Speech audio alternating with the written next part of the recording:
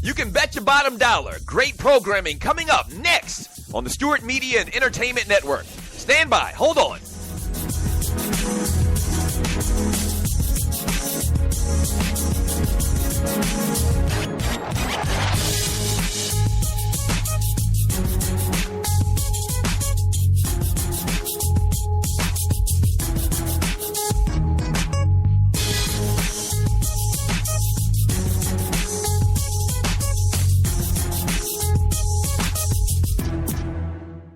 Talk at its finest, coming up next on the Stewart Media and Entertainment Network. In about 2 minutes, stand by.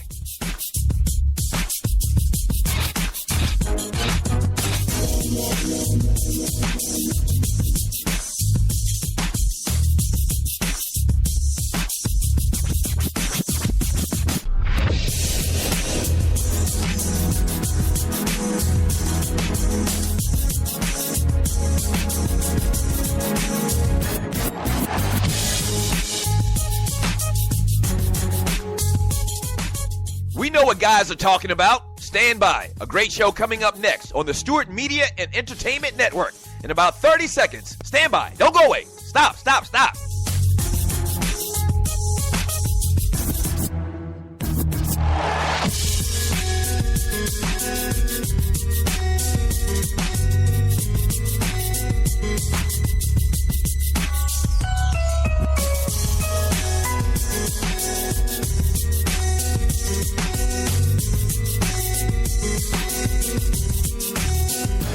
If they're talking about it at the barbershop, we're talking about it here on SME. Great show coming up in about 30 seconds. Don't go away. Stand by.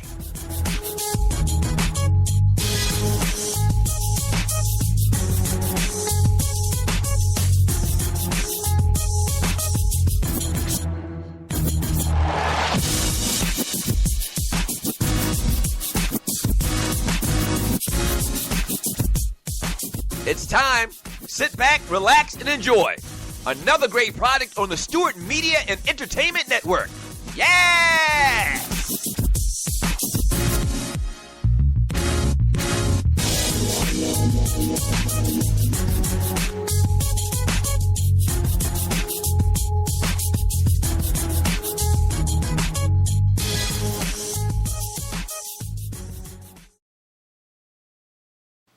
Mic check, mic check.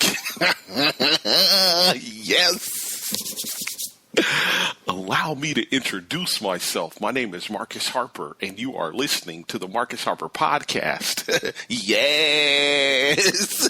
Pew, pew, pew, pew, pew.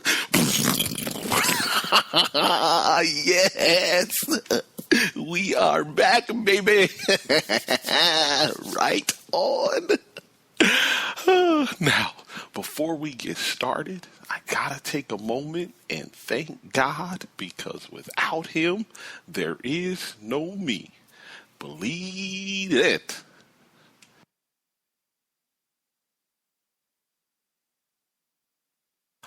All right.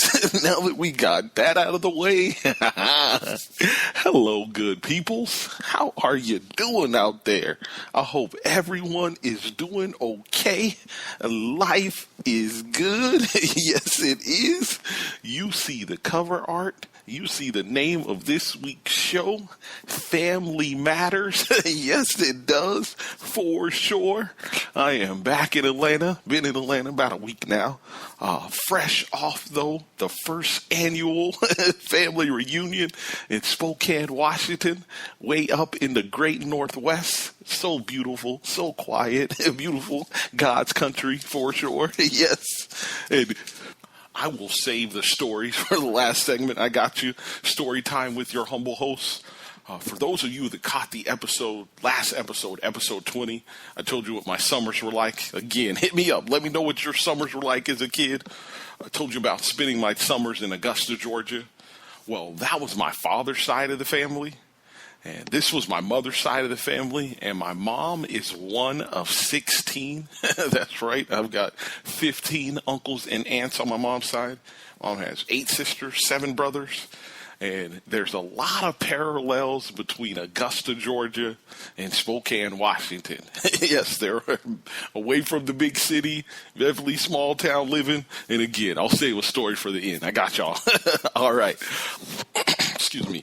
The Muhammad Ali OG quote of the week this week comes from Albert Einstein. I've even got a quote for you this week. I got y'all one from me. It comes from my grandfather. You know, he was dropping gems on us. He is 84 years young, so he was dropping wisdom on us. So I got a quote from him for y'all, from me to y'all. I got you. And I may even sneak in, if I got some time, I'll definitely sneak in a quote from dude over my right shoulder in the Abbey, Fonte Coleman, a.k.a. Tigolo, a.k.a. he's got a bunch of names. Definitely check him out in my Abbey, my Twitter Abbey, over my right shoulder. That is him. Speaking of, if you're not on Twitter, hop on Twitter. Follow me. I'll definitely throw you a follow back. I am on Twitter. My Twitter handle is @SplashBrother. It is all one word, capital S on Splash, capital B on Brother. It is case sensitive, so keep that in mind when you check me out on Twitter. If you're not on Twitter, you can just go to twitter.com, the website, put the / and then type in Splash Brother, all one word. There I am. Definitely check me out. I'm going to post articles pertaining to the show, so I got you. Speaking of dude over my right shoulder, again, Fonte Coleman, check out new music from Fonte and Eric Roberson. They just dropped an album. Go to theforeignexchangemusic.com. Just dropped an album, Tigolero. Definitely go check that out. That comes from the incomparable FE Music for sure. Definitely check that out. All right, let's get into the show.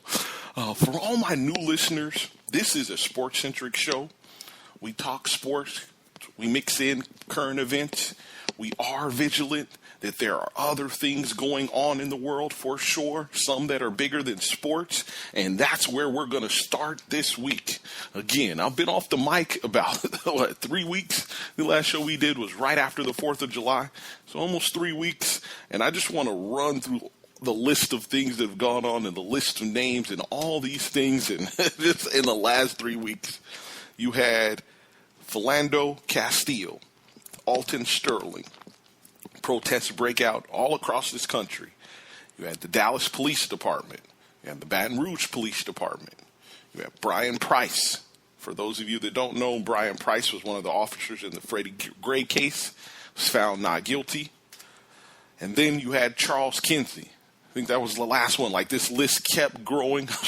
Writing little tidbits, and this list kept growing. And that is just of the things that have gone on in America. Cannot forget about Nice, France, and countless other countries with a lot of stuff going on. But it was something about this Charles Kinsey story that stuck with me, that rubbed me the wrong way. And man, we got to talk about it. Can we talk about it a little bit? I won't go through it blow for blow. I hope you have been following this and you're not getting the distorted truth of this story. Please follow the facts in this story. I have it here blow by blow, but I won't go through it blow by blow. But can we walk through just a couple things in this story? I want to start out in the beginning of the story. The police get a call that someone is in the street and has a gun threatening to kill themselves. Keyword, person's trying to kill himself. Himself. So the police get there, they show up, and there are 2 gentlemen there.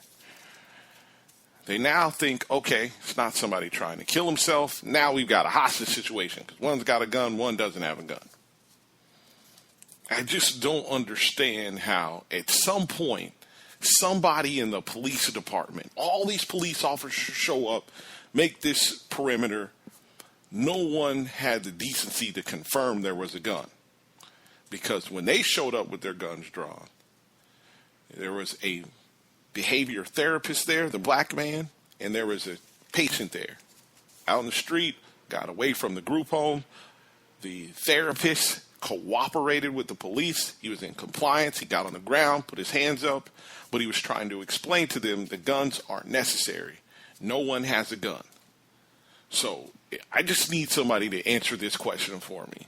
How the police, all these people standing around there, and no one confirmed it was a gun. I mean, if I'm a cop rolling up on that scene, I go, okay, what's the story?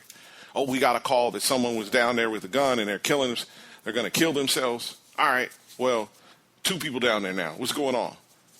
Well, there's a brother down there with his hands up, yelling and screaming, saying something. Anybody know what he's saying?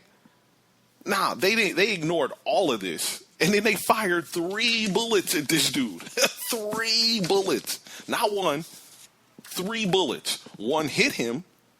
1 hit Charles Kinsey. But they fired 3 bullets. Yeah, man, that's irresponsible. Can we at least call that? I believe in looking at all of this stuff on a case-by-case basis. But can we call this what it is? Seriously, where did I do with this guy's name? Officer Jonathan Aletta. I appreciate your honesty at the scene where you said, when Charles Kinsey asked you after the fact, hey man, why'd you shoot me? I don't know. I appreciate that brutal honesty. But you, sir, do not need to be practicing law anymore. Your badge and gun needs to be taken away from you. You need to find something else to do. It's a shame. It's a shame. And then for the police department to come out afterwards and have a day again to sit on it, try to spin it.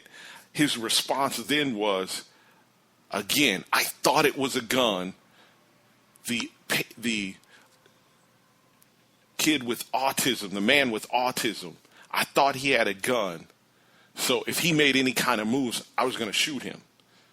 I just don't understand. Only people out there with guns were the police. I just don't understand why nobody could confirm this. And then it's wild to me, and I'll leave that story alone. Props to the WNBA. I want to stop in the story. I'll leave that alone. We saw what happened with that. Keep up with that Charles Kinsey story for sure. Please keep up with that. Props to the WNBA for the women of the WNBA for sticking to their guns, sticking with their statements, making their statements eloquently, united, putting on the T-shirts saying, hey, something needs to be said. And then for the NBA, WNBA, whatever you want to call it, for them to come out and find them, props to the ladies for saying, okay, well, after these games, we're not talking about nothing. We're not going to talk about these games because we've refused to be silenced. So I really they get the Ball Player of the Week award for sure. Props to the WNBA. Props to the women of the WNBA because I don't understand how in this situation, in the situation with Charles Kinsey, it's okay to say, hey, we saw the tape. We saw it with our own 2 eyes, fam. He's laying on the ground with his hands up in full compliance. There was no reason for you to shoot. You need to go. It's okay. It just kills me in this country how we can see things and it's like, oh, you didn't see it. Speaking of, let's get to the weekly awards. Again, Women WNBA Weekly Award, Ball Player of the Week for sure. Fred OG Big Dummy Award, for sure, goes to Melania Trump. And I don't want to give it to just her. Let me clear that up. It's not Melania Trump herself. It is the entire Trump staff, label, campaign, and crew. The speech writers, not the speech biters, the speech writers, all of the above.